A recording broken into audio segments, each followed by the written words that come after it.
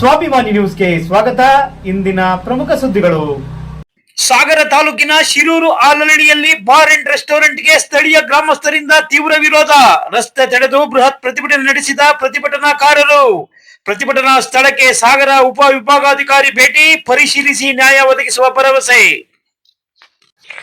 ಸಾಗರ ತಾಲೂಕಿನ ತಾಳಗುಪ್ಪ ಹೋಬಳಿಯ ಶಿರೂರು ಆಲಳಿಯ ಕಾಂದೆ ರಸ್ತೆಯಲ್ಲಿ ಸ್ಥಳೀಯರ ತೀವ್ರ ವಿರೋಧದ ನಡುವೆಯೂ ಆರಂಭಿಸಲಾದ ಪದ್ಮಾವತಿ ಬಾರ್ ಅಂಡ್ ರೆಸ್ಟೋರೆಂಟ್ ತೆರವಿಗೆ ಆಗ್ರಹಿಸಿ ಶಿರೂರು ಆಲಳ್ಳಿ ಭಾಗದ ಗ್ರಾಮಸ್ಥರು ರಸ್ತೆ ತಡೆದು ಪ್ರತಿಭಟನೆ ನಡೆಸಿದರು. ಈ ಸಂದರ್ಭದಲ್ಲಿ ಮಾತನಾಡಿದ ಪ್ರತಿಭಟನಾಕಾರರು, ಈ ಭಾಗದಲ್ಲಿ ರೈತರು ಮತ್ತು ಬಡ ವರ್ಗದವರೇ ಹೆಚ್ಚಾಗಿ ವಾಸಿಸುವ ಪ್ರದೇಶವಾಗಿದ್ದು, ಬಾರ್ ಅಂಡ್ ರೆಸ್ಟೋರೆಂಟ್ ಆರಂಭದಿಂದ ಇಲ್ಲಿಯ ಸಾಮಾಜಿಕ ವಾತಾವರಣ ಹಾಳಾಗಲಿದ್ದು, ಯುವಕರು ದುಶ್ಚಟಗಳಿಗೆ ದಾಸರಾಗುವ ಸಾಧ್ಯತೆ ಇದೆ. ಯಾವುದೇ ಕಾರಣಕ್ಕೂ ಇಲ್ಲಿ ಬಾರ್ ಅಂಡ್ ರೆಸ್ಟೋರೆಂಟ್ ಬೇಡವೇ ಬೇಡ ಎಂದು ತಿಳಿಸಿದರು. ಪ್ರತಿಭಟನೆಯ ಕಾವು ಹೆಚ್ಚಾದಂತೆ ಸ್ಥಳಕ್ಕೆ ಆಗಮಿಸಿದ ಸಾಗರ ಉಪ ವಿಭಾಗಾಧಿಕಾರಿ ವೀರೇಶ್ ಕುಮಾರ್ ಈ ಬಗ್ಗೆ ಪರಿಶೀಲಿಸಿ ನ್ಯಾಯ ಒದಗಿಸುವ ಭರವಸೆ ಮೇಲೆ ಗ್ರಾಮಸ್ಥರು ಪ್ರತಿಭಟನೆ ಹಿಂಪಡೆದರು.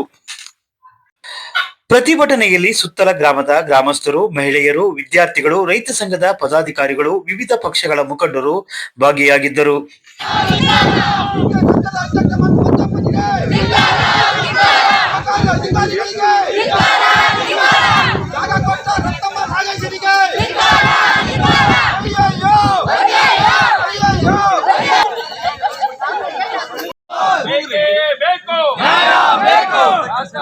ಹೋರಾಟ ಅಯ್ಯಯ್ಯೋ ಅನ್ಯಾಯ, ಅಯ್ಯಯ್ಯೋ ಅನ್ಯಾಯ, ಬೇಕೇ ಬೇಕು ನ್ಯಾಯ, ಬೇಕು ಬೇಕೇ ಬೇಕು ನ್ಯಾಯ, ಬೇಕು. ಈಡಿಗ ಸಂಘದ ಅಧ್ಯಕ್ಷ ಮರ್ತ ಮಂಜಪ್ಪರಿಗೆ ಧಿಕ್ಕಾರ, ಧಿಕ್ಕಾರ. ಈಡಿಗ ಸಮಾಜದ ಅಧ್ಯಕ್ಷ ಮರ್ತ ಮಂಜಪ್ಪರಿಗೆ ಧಿಕ್ಕಾರ, ಧಿಕ್ಕಾರ. ಜಾಗ ಕೊಟ್ಟ ರತ್ನಮ್ಮ ನಾಗೇಶನಿಗೆ ಧಿಕ್ಕಾರ, ಧಿಕ್ಕಾರ. ಜಾಗ ಕೊಟ್ಟ ರತ್ನಮ್ಮ ನಾಗೇಶನಿಗೆ ಧಿಕ್ಕಾರ, ಧಿಕ್ಕಾರ. ಅಯ್ಯಯ್ಯೋ ಅನ್ಯಾಯ, ಅಯ್ಯಯ್ಯೋ ಅನ್ಯಾಯ, ಬೇಕೇ ಬೇಕು ನ್ಯಾಯ, ಬೇಕು ಬೇಕೇ ಬೇಕು ನ್ಯಾಯ, ಬೇಕು. ಯಾತಕ್ಕಾಗಿ ಹೋರಾಟ, ನ್ಯಾಯಕ್ಕಾಗಿ ಹೋರಾಟ, ಯಾತಕ್ಕಾಗಿ ಹೋರಾಟ, ನ್ಯಾಯಕ್ಕಾಗಿ ಹೋರಾಟ. ಅಯ್ಯಯ್ಯೋ ಅನ್ಯಾಯ, ಅಯ್ಯಯ್ಯೋ ಅನ್ಯಾಯ, ಬೇಕೇ ಬೇಕು ನ್ಯಾಯ, ಬೇಕು ಬೇಕೇ ಬೇಕು ನ್ಯಾಯ, ಬೇಕು. ಯಾವ ನಿಮ್ಮ ಮರ್ಸೂದ್ ಮಂಜಪ್ಪರ ಸ್ನೇಹಿತರು ನಮ್ಮ ಸಮಾಜದವ್ರೆ, ನಿಮಗೆ ನಾಚಿಕೆ ಆಗ್ಬೇಕು. ನೀವು ವ್ಯವಹಾರ ಮಾಡೋದಾದ್ರೆ ಸಾಗರ ಪಟ್ಟಣ ಇದೆ, ತಾಳಗುಪ್ಪ ಇದೆ ಅಂತ ಇಲ್ಲಿ ವ್ಯವಹಾರ ಮಾಡ್ರಿ. ಅದಕ್ಕಾಗೇ ಇದೆ. ಯಾವ ಊರಲ್ಲಿ ನೆಮ್ಮದಿ ಇದೆ, ಯಾವ ಊರಲ್ಲಿ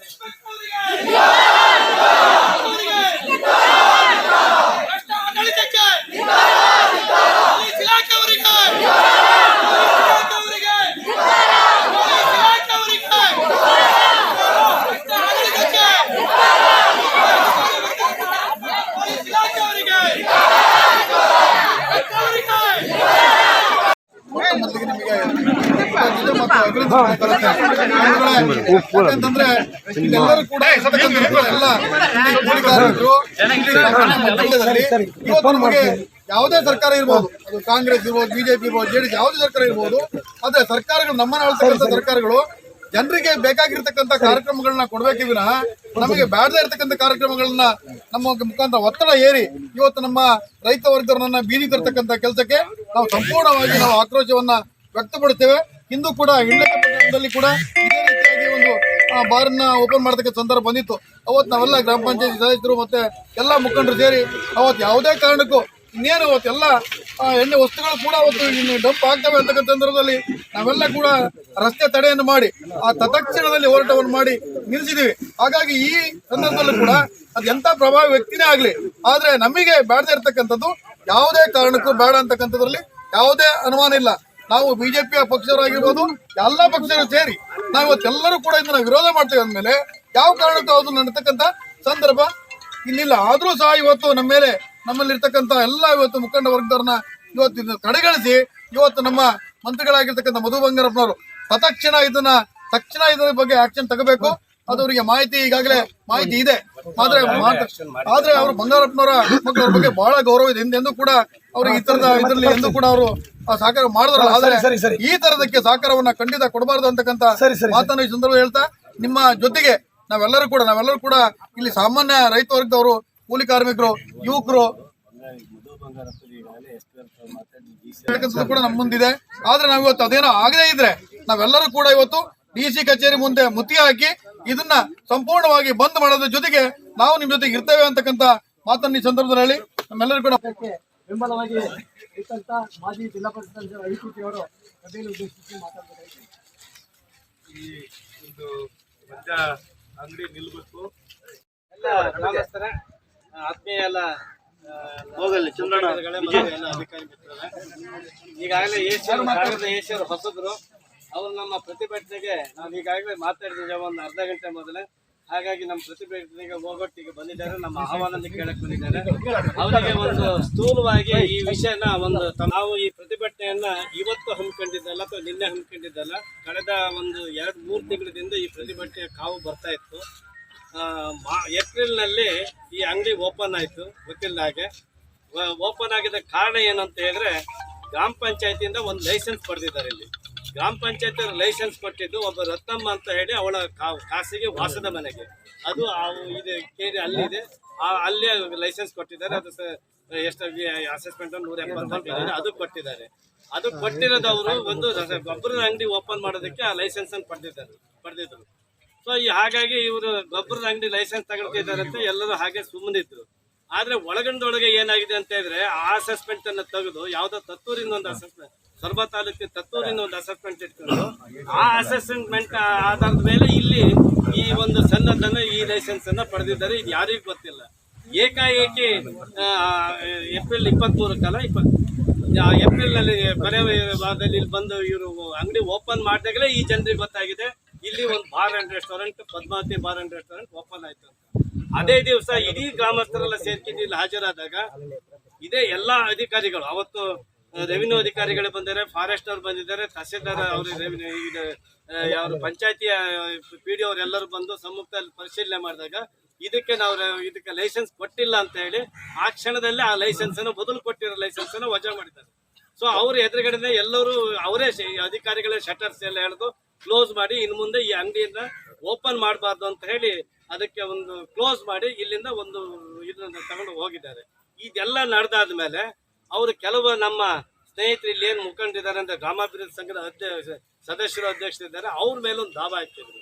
ಅಂದ್ರೆ ನಮಗೆ ಇಲ್ಲಿ ತೊಂದರೆ ಕೊಡ್ತಾ ಇದ್ದಾರೆ, ನಮಗೆ ಇಲ್ಲಿ ಕೆಲವು ಪುಂಡ್ರು, ಪೋಖರಿಗಳು ಮತ್ತೆ ಕೆಲವು ಇದು ಬೇರೆ ಬೇರೆ ಏನು ಅಕ್ರಮ ಇದು ಮದ್ಯ ಮಾರಾಟ ಮಾಡೋರು ಇದೊಂದು ಗ್ಯಾಂಗ್ ಮಾಡಿ ನಮಗೆ ತೊಂದರೆ ಕೊಡ್ತಾರೆ ಅಂತ ಇಲ್ಲಿ ಸಾಗರದ ನ್ಯಾಯದಲ್ಲಿ ಒಂದು ದಾವೆ ಹಾಕಿದ್ರು. ಅದು ಇಂಜೆಕ್ಷನ್ ಕೇಳಿದ್ರು. ಸೊ ಅದಕ್ಕೆಲ್ಲ ಹಾಜರಾಗಿ ವಕೀಲ ಲೆಟ್ಟರು ಊರಿನವರು ಹಾಜರಾಗಿ ಅದು ಏನು IAN ಹಾಕಿದ್ರು ಅವ್ರಿಗೆ ಟೆಂಪರರಿ ಇಂಜೆಕ್ಷನ್, ಅದು ವಜಾ ಆಗಿದೆ. ಸೊ ಇಷ್ಟ್ರ ಮೇಲೆ ಏನಾಗಿದೆ, ತತ್ಕ್ಷಣ ಈ ಎಕ್ಸೈಸ್ DC ಅವರು ಅವರಿಗೆ ನಿಮ್ಮ ಸನ್ನದನ್ನು ಯಾಕೆ ನೀವು ಸ್ಥಳಾಂತರ ಮಾಡ್ಕೊಳ್ಬಾರ್ದು, ಇಲ್ಲಿ ಕ್ಲೋಸ್ ಮಾಡಿ ಬೇರೆ ಕಡೆ ಸ್ಥಳಾಂತರ ಮಾಡ್ಕೊಳ್ರಿ ಅಂತೇಳಿ ಅವ್ರಿಗೆ ಒಂದು ಶೋಕಾಸ್ ನೋಟಿಸ್ ಇಶ್ಯೂ ಮಾಡಿದ್ದಾರೆ. ಯಾವುದು ಏಪ್ರಿಲ್ನಲ್ಲಿ.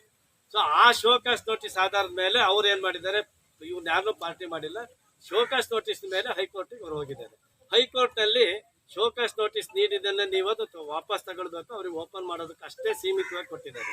ಬೇರೆ ಯಾವುದೇ ರೀತಿಯಲ್ಲಿ ಏನು ಜನರ ಮೇಲೆ ಆಗಲಿ ಅಥವಾ ನೀವು ಅವ್ರಿಗೆ ರಕ್ಷಣೆ ಕೊಡಬೇಕು ಅಥವಾ ಜನರು ಅವರಿಗೆ ಓಪನ್ ಮಾಡೋಕ್ಕೆ ತಡಿಬಾರ್ದು ಅಂತ ಹೇಳೋದಕ್ಕೆ ಎಲ್ಲೂ ಹೈಕೋರ್ಟ್ನಲ್ಲಿ ಆದೇಶ ಇಲ್ಲ.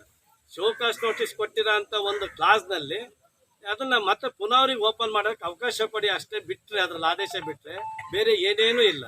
ಈ ಹಂತದಲ್ಲಿ ಪುನಃ ಮತ್ತೆ ನಾವು ಹೇಳ್ತಾ ಇದ್ದೇವೆ, ಆ ಸನ್ನದ್ದಲ್ಲಿ ಏನಿದೆ, ಸನ್ನದ್ದ ಆದೇಶದಲ್ಲಿ ಏನಿದೆ, ಈ ಗ್ರಾಮಸ್ಥರು ಯಾರೇ ಅದನ್ನ ಪ್ರತಿಭಟನೆ ಮಾಡಿದ್ರೆ ನಿಮ್ಮ ಸ್ವಂತ ಖರ್ಚಿನಿಂದ ಸೆಕ್ಷನ್ 23 ಎಕ್ಸೈಸ್ ಆಕ್ಟ್ ನಲ್ಲಿ ನಿಮ್ಮ ಸ್ವಂತ ಖರ್ಚಿನಿಂದಲೇ ಅದನ್ನ ಬೇರೆ ಕಡೆ ಸ್ಥಳಾಂತರಿಸಿಕೊಳ್ಬೇಕು ಅಂತ ಆ ಸನ್ನದ್ಧನ ಆದೇಶದಲ್ಲಿ ಇದೆ. ಸೊ ಹೀಗಿದ್ದಾಗ ಪುನಃ ಮತ್ತೆ ನಾವೇನ್ ಮಾಡ್ತಿದ್ದೇವೆ, ಈಗ ಅಂಗಡಿ ಓಪನ್ ಮಾಡಬಾರ್ದು, ನಮಗೆ ಇಲ್ಲಿ ಶಾಂತಿ ಸುವ್ಯವಸ್ಥೆ ಕಾಪಾಡಬೇಕು. ಎಲ್ಲರೂ ಅಮಾಯಕರಿದ್ದಾರೆ ಇಲ್ಲಿ, ಇಡೀ ಇಲ್ಲಿ ಅವಾಚ್ಯ ಶಬ್ದದಿಂದ ಅವ್ರಿಗೆ ಹೇಳಿದ್ದಾರೆ, ಮತ್ತೆ ಅವ್ರಿಗೆ ಬೇರೆ ಬೇರೆ ರೀತಿಯಲ್ಲಿ ಅವರ ಮಾನಹಾನಿಯಾಗುವ ರೀತಿಯಲ್ಲಿ ವರ್ತಿಸಿದ್ದಾರೆ. ಕೇಸ್ ರಿಜಿಸ್ಟರ್ ಆಗಿದೆ. ಅದಾದ್ಮೇಲೆ ಮತ್ತೊಬ್ಬನ ಮೇಲೆ ಇಲ್ಲಿ ಒಂದು ಅವನ ಮೇಲೆ ಅಟ್ಯಾಕ್ ಮಾಡಿದ್ದಾರೆ, ಅವನ ಮೇಲೆ ಹೊಡೆದ ಮಾಡಿದ್ದಾರೆ, ಅದು ಕೇಸ್ ರಿಜಿಸ್ಟರ್ ಆಗಿದೆ. ಬರೇ ಒಂದೇ ದಿನದಲ್ಲೇ ಪ್ರತಿಭಟನೆ ನಡೆತಿದ್ದಾಗಲೂ ಸಾಯಂಕಾಲ ಈ ತರ ಆಯ್ತು ಅಂದಾದ್ಮೇಲೆ ಹಾಗಾದ್ರೆ ನಂತರದ ದಿನದಲ್ಲಿ ಇಲ್ಲಿ ಏನಾಗ್ತದಿಲ್ಲ. ಯಾರು ಅವ್ರ ಮೇಲೆ ನಾವು ಕಾನೂನು ಕ್ರಮ ಕೈಗೊಳ್ತೀವಿ. ಯಾರು ಇಲ್ಲಿ ಗಲಭೆ ದೊಡ್ಡಲಿ ಮಾಡ್ತಾರೆ ಅನ್ನೋ ನಮ್ಮ ಕಾನ್ಸೆಪ್ಟ್ ಮುನ್ನೆಚ್ಚರಿಕೆ ಕ್ರಮವಾಗಿ ಅವ್ರಿಗೆ ದೇವಸ್ಥಾನ ಅಲ್ಲ ಸರ್, ನಾವು ಹೊರಗಡೆ ಇದ್ದೀವಿ. ದಯವಿಟ್ಟು ನಾವು ನಾವು ಕಾನೂನಾತ್ಮಕವಾಗಿ ಮಾಡ್ತೀವಿ. ಯಾರು ಕಾನೂನಾತ್ಮಕವಾಗಿ ಹೋರಾಟ ಮಾಡಿದ್ರೆ ಸಂವಿಧಾನಬದ್ಧ ಹಕ್ಕುಗಳ ಬಗ್ಗೆ ನಾವು ಏನು ಹೇಳೋದು. ಘನ ನ್ಯಾಯಾಲಯ ಆದೇಶ ಏನು ಕೊಟ್ಟಿದೆ ಆ ಘನ ನ್ಯಾಯಾಲಯದ ಆದೇಶಕ್ಕೆ ಅವ್ರು ನಡ್ಕೊಳ್ತಕ್ಕಂಥ ಅವ್ರು ಕರ್ತೇವೆ. ನಾವು ಇಲ್ಲಿ ವೈನ್ ಶಾಪ್ ಮುಚ್ಚಿ ಅಥವಾ ಸಣ್ಣದಾರನ್ನು ಮುಚ್ಚಿದೆ ಅನ್ನೋದಾಗಲಿ ಅದನ್ನು ನಾವು ಯಾವುದನ್ನು ಮಾಡೋಕ್ಕಾಗಲ್ಲ. ಇಲ್ಲ ಸರ್ವೋಚ್ಚ ಉಚ್ಚ ನ್ಯಾಯಾಲಯದ ಆದೇಶ ಇದೆ, ಅವರು ಉಚ್ಚ ನ್ಯಾಯಾಲಯದ ಆದೇಶದಂತೆ ತೆಗೆದಿದ್ದಾರೆ. ಮುಂದೆ ಮಾಡಬೇಕಾಗಿದ್ದ ನಿಮ್ಮ ಶಾಂತಿಯುತ ಹೋರಾಟಕ್ಕೆ ನಾವು ಯಾವುದೇ ರೀತಿಯ ನಿಮಗೆ ಬಂದೋಗ 2 ಪ್ರಕರಣ ದಾಖಲಾಗಿದೆ. ಅವರ ಆರೋಪಿಗಳನ್ನು ನಾವು ವಿಚಾರಣೆಗೆ ತಗೊಂಡಿದ್ದೀವಿ, ನಮ್ಮ ವಶಕ್ಕೆ ತಗೊಂಡಿದ್ದೀವಿ, ಮಾಡ್ತೀವಿ. ಇಲ್ಲಿ ಯಾವುದೇ ರೀತಿ ವಿಧಿ ವಿರುದ್ಧ ಕೂಟ ಕಟ್ಕೊಂಡು